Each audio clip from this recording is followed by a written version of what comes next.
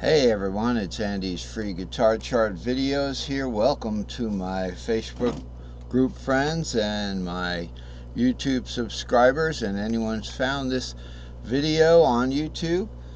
If you like it, like and subscribe, and follow the instructions below to access the Facebook group Andy's Free Guitar Chart Videos.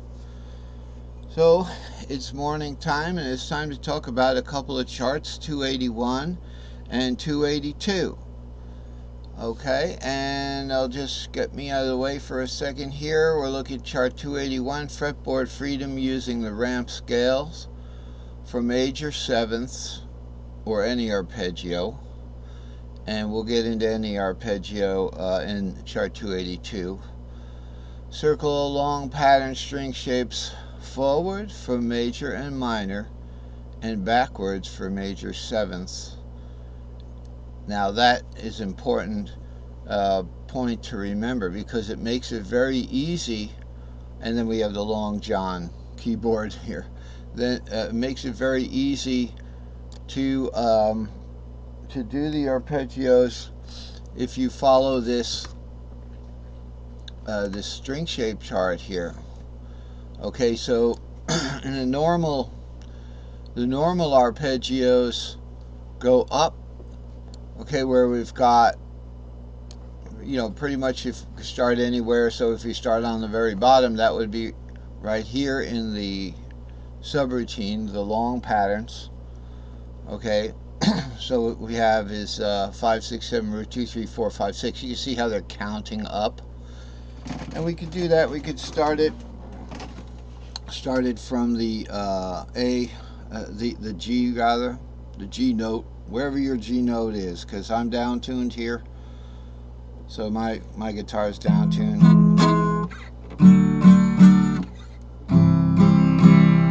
So my low note is way low C. Here's low C, here's middle C. Okay, your low note is E. Okay, it's low E, or way low E. So starting from the G, we would play 5, 6, 7, root 2, 3, 4, 5, 6 there. And, and then on up, 7, root 2. And then warping up for the B string, because the B string is only a third away from the G string. So to maintain the P4 tuned variable pattern. It's variable because we're going to do that third. We're going to insert that third anywhere in this pattern, depending on where we start the pattern. Okay, so we would warp up. I forget where we were. So we go coming out of the long pattern 4, 5, 6, 7 root 2, 3, 4, 5, 6, 7 root, which takes us into the next cage up anyway. So we have the A cage, the A-shaped C, and it takes us right up into that G-shaped C. Ta-da. Now, so circle of long and short string shapes clockwise for fifths of short only. And when adding the AA long pattern, substitution for A, which is here, just C, G, D, A, E, right? You pretty much got the caged word here, C, A, G, E, D, kind of starred out there, invisible star. So what we've got is substituting the AA long pattern for the A. And then, so we go around like that. But we go counterclockwise when playing ascending seventh scale tone chords, such as, but more appropriately,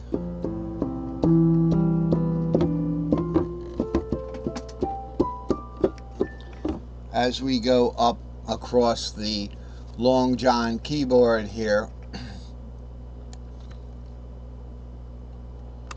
Want to make sure we can fit it.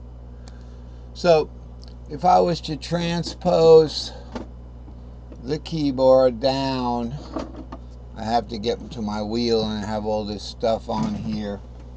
If we go down 12, so if we were to start with that low right here, that'd be the low F major 7th, and then we go to G7, then we go to A minor 7th, then B. Okay, now let's just stop right there and then put the transpose back to normal. So we're going to go lower with that, we were here, kind of moved it down an octave, and then to C major 7th, then to D minor 7th. Okay, now to get to that E minor 7th, we can either start it up here, or I can transpose this small keyboard up and go. You can hardly hear that. Plink, plink, plink. So we've gone all the way up here to this E minor 7th, and I just put the F minor 7th there, and you say, like, wait a minute, I thought you said it was a 94 key piano. What's going on with that? We'll make sure we're back onto normal transpose there. All right, not -1, because then my guitar won't jive with it. Why did I put this up here? Because it's a circle, and we can exploit that fact that it's a circle over here. Let's get Andy out of the way. I'm not going to zoom you to death here. Alright. So we have C minor 7th on the top because it's nice to put C minor 7th on the top. We're going to start on C minor 7th. Now the D minor 7th will just follow right up there, and the E, and it's so easy. You just count D, E, F, G. No matter where you start, you know, you're going pretty much in this circle, and it's like a diatonic scale. Okay, it's even got B half diminished on the 7th. Now we don't have to go. We can just go. Okay, so we're going to be playing those on the keyboard.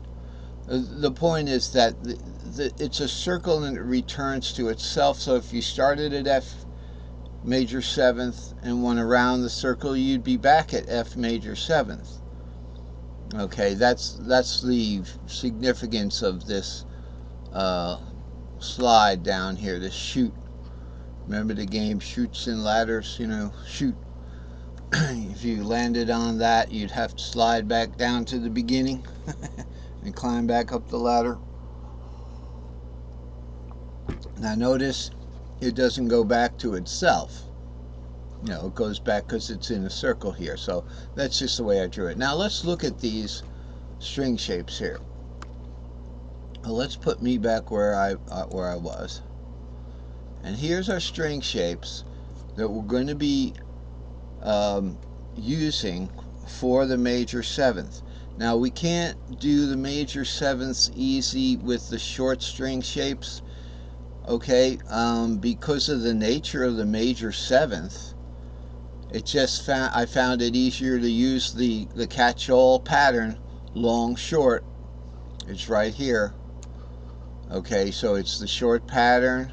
We've got, you know, C, G, D, A, and E. We have the regular circle. Okay, so maybe this will make it look a little easier. Here's our regular circle string shaped 5ths. String circle, I call it. Okay, fret nut capo of string shaped 5ths. Why is it fret nut capo? Because we have the long patterns there. But if we're off the fret nut by only 1 fret, we can skip this stuff. Let's look at that. So let's put Mr. Capo on the E where your fret nut is, and say we're going to play this in the key of F, right? So we would start with the E shape because we'd have an